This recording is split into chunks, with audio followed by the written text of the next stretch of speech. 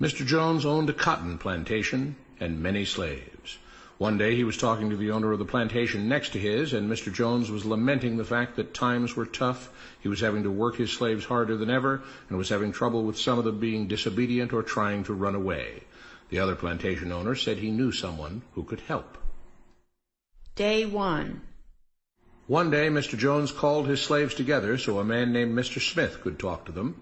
Before beginning, Mr. Smith whispered to Mr. Jones, "Whatever I say, do not contradict me or interfere, and I promise you your slave troubles will end." "My name is Mr. Smith," he said to the slaves, "and this may be the happiest day of your lives. From today forward you will no longer be slaves, but free men." Mr. Jones was so shocked he started to step forward, but Mr. Smith gestured for him to remain silent. He did, only because the other plantation owner had spoken so highly of Mr. Smith's skills. "You are no longer the property of Mr. Jones," Mr. Smith continued. "You are free. No more would you be forced to labor for the benefit of Mr. Jones. Now you can work for yourselves." Now the slaves were all murmuring and looking at each other. Many were smiling, many were looking puzzled. "In fact, you are now free to leave the plantation whenever you want," Mr. Smith said. "However, since we are surrounded by other plantations, if you leave, some other plantation owner will likely claim you as his own the moment you set foot on his property. So I urge you not to risk your newfound freedom by doing something so foolish. Instead, I suggest that you stay here, no longer as slaves, but as willing participants and part owners of this plantation. Yes, this is now your plantation." Mr. Jones bit his tongue to keep from objecting. "For now, we might as well leave Mr. Jones in charge," said Mr. Smith, "since he is the only one with any experience at running a plantation, which is quite a complicated thing to manage. But he will no longer be your master, but just another worker on the plantation. In fact, he will now be using his organizational and management skills to serve you. Whatever problems you may have had with him before, you are now all equals, and you need each other to make this work. If we all cooperate and work together, we can all reap the benefits together. In honor of this happy occasion, I present you this new symbol of togetherness and cooperation, this flag, which shall be the emblem of the new, free Jones plantation." He held up the new flag, but most of those listening were still too amazed to respond. "And this shall be our motto," Mr. Smith announced. "We work together as free men for our mutual benefit, pledging our allegiance to the Jones plantation, which stands for prosperity, liberty, and justice for all. To celebrate, everyone has the rest of the day off. Enjoy your freedom, do as you please, and be back here tomorrow morning, bright and early, so that we may begin work on this great and noble new endeavor as equal free men." Finally convinced that Mr. Smith was serious, the former slaves applauded and cheered. Day 2. "We all want this plantation to do well," Mr. Smith said at the beginning of the next meeting, "so we can all share in the benefits. We all know that it takes a lot of effort to make a cotton plantation work. Just because you're all free doesn't mean you can stop working.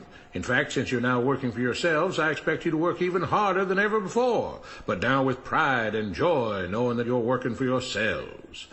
Of course, there still have to be rules. If everyone just does whatever he wants, the plantation won't produce anything. This experiment will fail, and we'll all starve. You should be thankful that Mr. Jones has agreed to stay on to lend his knowledge and skills to this endeavor, and I trust you will all do your own part to make this work. Several of you have been chosen to act as project supervisors to manage different aspects of the operation, to make sure everyone is doing his assigned job, to make sure that the rules are followed, and so on. The rest of you may head out to the fields to start your first day of work as free men." Day 3. The next morning, Mr. Smith had a grim expression on his face as the daily meeting began. "I have an unpleasant duty to do today," he said. "Yesterday, Charles was caught keeping some of the cotton he picked, presumably to sell for his own personal profit. That is against the rules. That is stealing. For that, Charles must be punished." 2 men tied Charles to the whipping post. "I take no joy in this," Mr. Smith continued, "but you must understand, if we do not maintain order, if we do not have rules that we all abide by, then the plantation will fail, and we will all suffer." The whip cracked against Charles' back. "But if we all pitch in for the common good, then we can all prosper. Being free doesn't mean you should be selfish and greedy. We must each do our assigned duties and obey the rules, and then we can all benefit, and each of you will receive your appropriate share of the profits." A young man named Samuel stepped forward. "But if you and Mr. Jones decide the rules and whip us if we disobey, how is that any different from what we had before?" "How can you say that?" Mr. Smith asked. "I'm shocked. You were a slave before, and now you're free. Things still need to be managed and organized by those best qualified to do so. Do you know how to run a plantation, Samuel?" "Well, no," he answered. "But if we're free, why do we get no say in what the rules are and how things work?" "I'm surprised at your ingratitude," Mr. Smith answered. "None of you know how a plantation is run, so you're in no position to be making decisions about how things are done here. You don't seem to appreciate all the things that Mr. Jones provides for you, from protecting you from all the outside threats you know nothing about, those who would come here, capture and enslave you, if not for Mr. Jones' protection, to making sure that you all have food and housing, tools to work with, that you're cared for when sick and injured, and so on. There wouldn't be a plantation at all, no cotton to pick, no land to plant and harvest, if not for him. You should be grateful that he's made possible the level of comfort you now have. Your lives would be far worse if not for him. Nevertheless, as free and equal participants in this endeavor, from now on at each meeting, any worker may have 2 minutes to ask questions or voice suggestions or complaints." With that, the workers all seemed satisfied and headed out again to the fields to pick the cotton. Day 4. "I have a big announcement," Mr. Smith said as the daily meeting began. "Mr. Jones' cousin is here, and not just to visit and see how our project is coming along. It has been decided that from now on you will be deciding who will manage the plantation.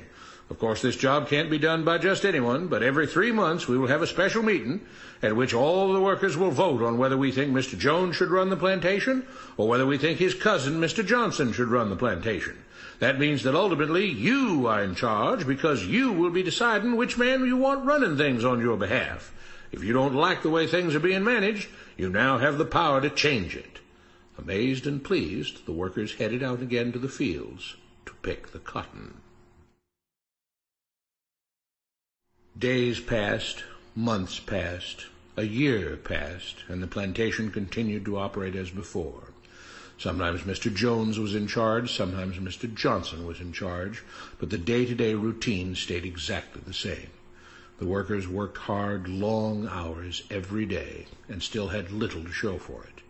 Every day the meeting would begin with them all reciting the Jones Plantation motto, "We work together as free men for our mutual benefit, pledging our allegiance to the Jones Plantation, which stands for prosperity, liberty, and justice for all."